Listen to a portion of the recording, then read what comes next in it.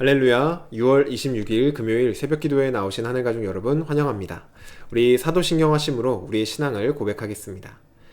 전능하사 천지를 만드신 하나님 아버지를 내가 믿사오며 그 외아들 우리 주 예수 그리스도를 믿사오니 이는 성령으로 잉태하사 동정녀 마리아에게 나시고 본디오 빌라도에게 고난을 받으사 십자가에 못 박혀 죽으시고 장사한 지 사흘 만에 죽은 자 가운데서 다시 살아나시며 하늘에 오르사 전능하신 하나님 우편에 앉아 계시다가 저리로서 산자와 죽은 자를 심판하러 오시리라. 성령을 믿사오며 거룩한 공회와 성도가 서로 교통하는 것과 죄를 사하여 주시는 것과 몸이 다시 사는 것과 영원히 사는 것을 믿사옵나이다. 아멘. 우리 찬송가 421장 내가 예수 믿고서 함께 찬양드리겠습니다. 찬송가 421장 내가 예수 믿고서 함께 찬양드리겠습니다. 내가 예수 믿고서 죄 사함 받아 나의 모든 것 다 변했네. 지금 내가 가는 길 천국 길이요 주의 피로 내 죄가 씻겼네. 나의 모든 것 변하고 그 피로 구속 받았네. 하나님은 나의 구원 되시오니 내게 정죄함 없겠네. 주님 밝은 빛 되사 어둠에 치니 나의 모든 것 다 변했네. 지금 내가 주 앞에 온전케 됨은 주의 공로를 의지함일세. 나의 모든 것 변하고 그 피로 구속 받았네. 하나님은 나의 구원 되시오니 내게 정죄함 없겠네. 내게 성령 임하고 그 크신 사랑 나의 맘에 가득 채우며 모든 공포 내게서 물리치시니 내 맘 항상 주 안에 있겠네. 나의 모든 것 변하고 그 피로 구속 받았네. 하나님은 나의 구원 되시오니 내게 정죄함 없겠네. 아멘. 오늘 우리에게 주신 하나님 말씀 신약성경 고린도전서 15장 20절에서 34절까지 말씀입니다. 고린도전서 15장 20절에서 34절까지 말씀입니다. 고린도전서 15장 20절에서 34절입니다. 다 찾으신 줄로 알고 오늘 아침 우리에게 주시는 말씀 함께 합독하도록 하겠습니다. 20절입니다. 그러나 이제 그리스도께서 죽은 자 가운데서 다시 살아나사 잠자는 자들의 첫 열매가 되셨도다. 사망이 한 사람으로 말미암았으니 죽은 자의 부활도 한 사람으로 말미암는도다. 아담 안에서 모든 사람이 죽은 것 같이 그리스도 안에서 모든 사람이 삶을 얻으리라. 그러나 각각 자기 차례대로 되리니 먼저는 첫 열매인 그리스도요 다음에는 그가 강림하실 때 그리스도에게 속한 자요 그 후에는 마지막이니 그가 모든 통치와 모든 권세와 능력을 멸하시고 나라를 아버지 하나님께 바칠 때라. 그가 모든 원수를 그 발 아래에 둘 때까지 반드시 왕 노릇하시리니 맨 나중에 멸망받을 원수는 사망이니라. 만물을 그의 발 아래에 두셨다 하셨으니 만물을 아래에 둔다 말씀하실 때 만물을 그의 아래에 두신 이가 그 중에 들지 아니한 것이 분명하도다. 만물을 그에게 복종하게 하실 때에는 아들 자신도 그때에 만물을 자기에게 복종하게 하신 이에게 복종하게 되리니 이는 하나님이 만유의 주로서 만유 안에 계시려 하심이라. 만일 죽은 자들이 도무지 다시 살아나지 못하면 죽은 자들을 위하여 세례를 받는 자들이 무엇을 하겠느냐? 어찌하여 그들을 위하여 세례를 받겠느냐? 또 어찌하여 우리가 언제나 위험을 무릅쓰리요? 형제들아, 내가 그리스도 예수 우리 주 안에서 가진 바 너희에 대한 나의 자랑을 두고 단언하노니 나는 날마다 죽노라. 내가 사람의 방법으로 에베소에서 맹수와 더불어 싸웠다면 내게 무슨 유익이 있으리요? 죽은 자가 다시 살아나지 못한다면 내일 죽을 터이니 먹고 마시자 하리라. 속지 말라. 악한 동무들은 선한 행실을 더럽히나니 깨어 의를 행하고 죄를 짓지 말라. 하나님을 알지 못하는 자가 있기로 내가 너희를 부끄럽게 하기 위하여 말하노라. 아멘. 기도드리겠습니다. 사랑의 하나님, 지나온 한 주 가운데도 날마다 우리와 동행하여 주시고 우리 삶을 주님의 길로 인도하여 주시고 보호하여 주시니 감사드립니다. 오늘도 우리의 마음을 합하여 주님 앞에 온전히 올려드리는 예배의 자리로 나아갑니다. 하나님의 이름을 높여드리고 또 하나님께 우리의 마음을 온전히 올려드리오니 하나님 우리의 예배를 받아 주시옵소서. 주님, 오늘 우리에게 주실 하나님의 그 말씀 앞에 겸손히 섭니다. 주님께서 주시는 그 말씀을 먹고 또 듣고 그 말씀대로 우리가 살아갈 수 있도록 은혜를 허락하여 주시옵소서. 우리의 삶이 그저 반복되는 하루의 삶이 아니라 정말 주님의 말씀을 이루어내는, 정말 하나님 나라가 우리 삶 가운데 이루어져 가는 그러한 삶으로 하나님 앞에 나아가길 원합니다. 주님, 우리를 받아주시고 은혜를 허락하여 주시옵소서. 감사드리며 예수님의 이름으로 기도드립니다. 아멘. 할렐루야. 오늘 우리 함께 읽은 고린도전서 15장 20절에서 34절 말씀으로 하나님 말씀 함께 나누고자 합니다. 우리는 모두 예수님을 믿습니다. 그런데 예수님에 대해서 무엇을 믿는가 라고 물어보면은 예수님의 십자가를 믿습니다 라고 대답을 많이 합니다. 조금 더 자세히 말을 해보면 예수님이 우리의 모든 죄를 대신하여 십자가에 달려 돌아가신 것, 죽으신 것, 그로 인하여서 우리의 모든 죄가 용서받은 것, 이것을 믿는다 라고 말을 합니다. 예수님의 죽으심은 우리의 믿음에 있어서 정말 핵심적인 기둥입니다. 그래서 이 믿음의 내용은 우리에게 있어서 매우 중요한 그러한 내용입니다.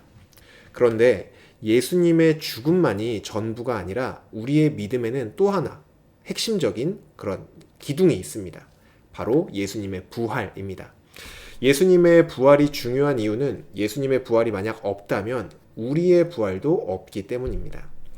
그런데 당시 이 고린도 교회 성도들은 이 뗄래야 뗄 수 없었던 그리스도의 죽으심과 그리고 그리스도의 부활, 그리고 이 그리스도의 부활과 성도들의 부활을 서로 분리하였던 것으로 보여집니다. 그들은 예수님이 부활하신 것까지는 믿었습니다. 그런데 성도들, 자신들의 몸이 부활한다라는 것은 믿지 않았던 것으로 보여집니다. 아마도 그들은 예수님을 믿고 또 성령을 받아 이미 영적인 존재가 되었다 이렇게 생각을 하면서 죽음 이후에는 이 육신은, 이 쓸모없는 육신은 사라져버리고 완벽한 영적인 존재가 되어서 하나님 나라에서 살아간다 이렇게 믿었던 것으로 보여지죠. 지금까지 우리가 고린도전서를 살펴보아 왔던 것처럼 고린도 교회에 있었던 수많은 문제는 어떻게 보면은 이 믿음이 잘못되었기 때문입니다. 자신의 몸이 부활하지 못한다는 이 믿음 때문에 여지껏 교회 안에 있었던 이 수많은 문제들이 여기서부터 비롯되었다라고 봐도 무방하다는 것이죠. 그래서 바울은 고린도 교회를 향하여서 부활에 대하여 다시 한번 바르게 알려줍니다. 먼저 20절 말씀 보시면은 그리스도께서 죽은 자 가운데서 다시 살아나사 잠자는 자들의 첫 열매가 되셨다라고 말을 합니다. 바울이 첫 열매라고 표현한 것은 그리스도의 부활을 시작으로 처음이 있으면 그 이후가 있는 것처럼 그리스도의 부활을 시작으로 앞으로 거둘 부활의 열매들이 있기 때문에 그리스도를 첫 열매라고 불렀습니다. 그 부활의 열매들, 첫 열매 이후로 거두어지게 될 부활의 열매들이 누구냐? 바로 그리스도 예수를 믿고 구원을 받은 저와 여러분, 그리고 모든 성도들입니다. 모든 성도들은 첫 열매인 예수님이 부활하신 것처럼 반드시 부활합니다. 이어서 바울은 그리스도의 부활이 어떻게 우리의 부활과 연결되는지를 말해줍니다. 21절부터 22절을 보시면은 죽음이 없던 인류의 죽음이 들어오게 된 배경을 설명해 주는데 그것은 첫 번째 인류의 대표였던 아담, 이 한 사람 때문이었다라고 말을 하죠. 아담으로 인하여서 모든 인류는 죽음을 피할 수 없는 존재들이 되었습니다. 그리고 두 번째 아담, 두 번째 인류의 대표이신 예수님은 아담과 정반대의 결과를 모든 인류에게 주셨다라고 말합니다. 예수님 한 분 덕분에 죽을 수밖에 없었던 우리가 모두 부활, 생명을 얻게 된 것이죠. 아담 안에서 모든 사람이 죽은 것 같이 이제는 우리가 예수 그리스도 안에서 새로운 삶을 얻게 되었다라는 것이 이제 바울이 우리에게 가르쳐 주는 것입니다. 이어서 24절부터 28절 말씀 보시면 갑자기 종말에 대한 얘기를 하는 것처럼 보여집니다. 예수님이 다시 오셨을 때 세상의 모든 통치와 권세와 능력을 멸하시고 그 나라를 아버지께 바칠 것이다. 그가 모든 원수를 그 발 아래에 둘 때까지 반드시 왕노릇하리니 맨 나중에 멸망받을 원수는 사망이다 라고 말을 하죠. 바울은 마지막 때에 일어날 일을 말하며 다시 한번 부활의 확실성을 말하고 있습니다.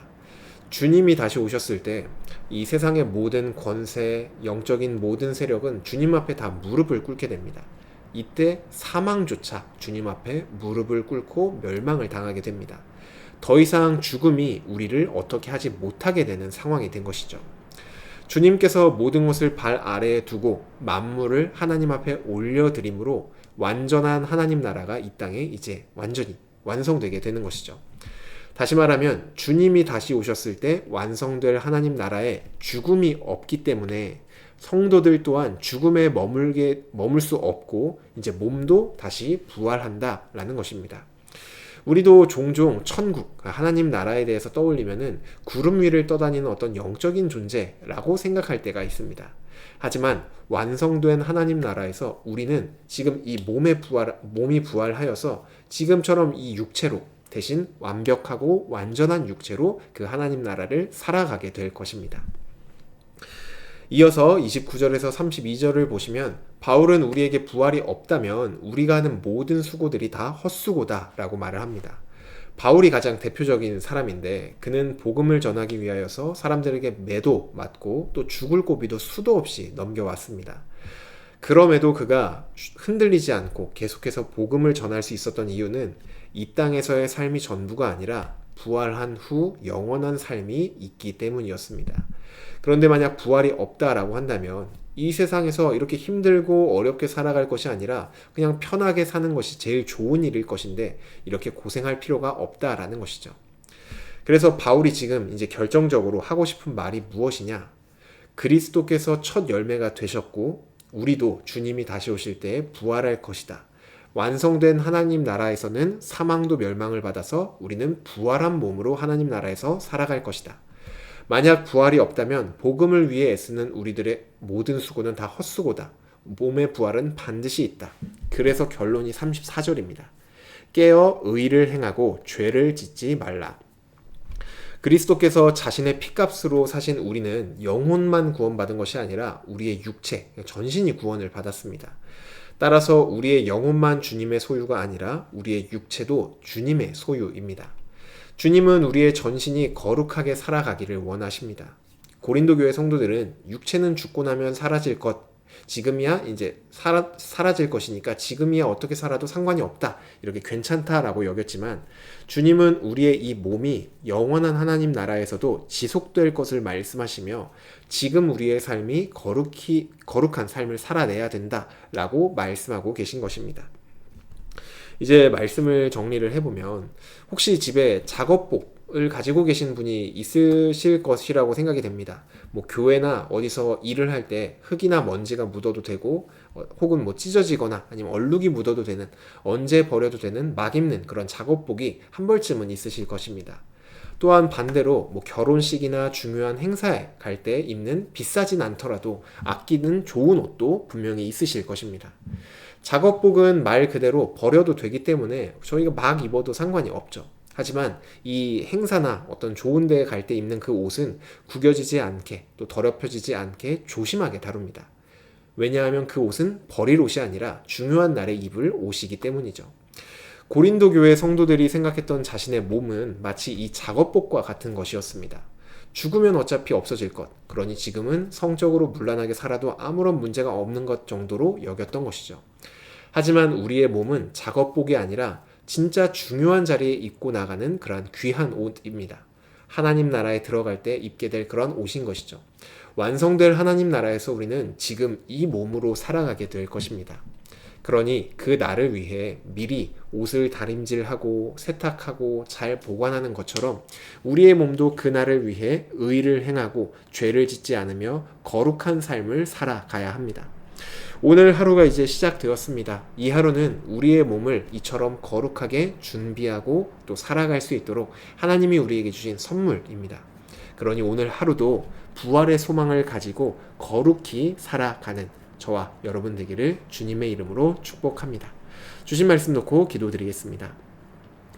사랑의 하나님, 오늘도 우리에게 말씀하여 주시니 감사합니다. 하나님, 우리가 이 땅에 살아가는 데 있어서 그냥 영적으로 살아가는 것만이 아니라 우리의 삶에 있어서도 정말 거룩한 삶을 살아내는 우리 한 사람 한 사람 되게 하여 주시옵소서. 주님, 우리의 힘으로는 그 삶을 살아내는 것이 너무나도 어렵습니다. 성령 하나님, 날마다 우리와 함께 하시며 우리를 도와주셔서 우리가 그 거룩한 삶을 살아낼 수 있도록 인도하여 주시옵소서. 오늘 하루의 이 되었습니다. 주님, 오늘 하루를 살아가면서도 정말 수많은 순간순간마다 또 수많은 자리에서 수많은 시간마다 거룩한 삶을 선택할지 아니면 육체의 정욕을 선택할지 수많은 선택의 기로에 놓일 것인데, 그때마다 주님, 우리의 마음을 주장하여 주셔서 우리가 육체의 정욕을 따르는 것이 아닌 주님의 말씀을 따라 하나님 말씀대로 거룩한 삶을 살아가는 하루가 되게 은혜를 허락하여 주시옵소서. 그렇게 오늘 하루도 우리의 삶을 통하여 하나님을 삶의 예배로 예배하기를 원합니다. 주여, 우리의 예배를 받아 주시옵소서. 감사드리며 예수님의 이름으로 기도드립니다. 아멘. 네, 오늘 예배를 마쳤습니다. 오늘은 금요일로 금요 성령 집회가 있습니다. 함께 나오셔서 우리를 향하신 하나님 말씀 함께 듣고 또 주님 앞에 우리의 마음을 기도로 올려드리는 은혜의 시간 보내시면 좋겠습니다. 오늘 하루도 거룩한 승리의 하루가 되시길 바랍니다.